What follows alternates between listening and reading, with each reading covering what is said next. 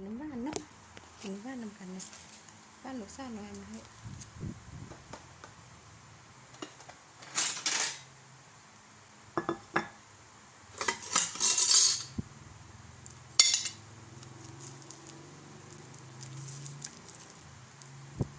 มาตอนนะคนกระเป๋าแดงกระเป๋าเป็นไม่ช่วยหรอก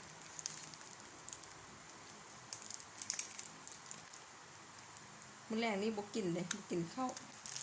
กินแต่น้ำบ้านนี่เราพอจะอีเลิศหรือเพิ่มเนาะ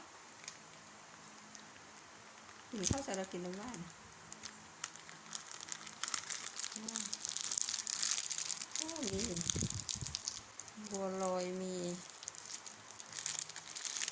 เพื่อมีอะไรเลย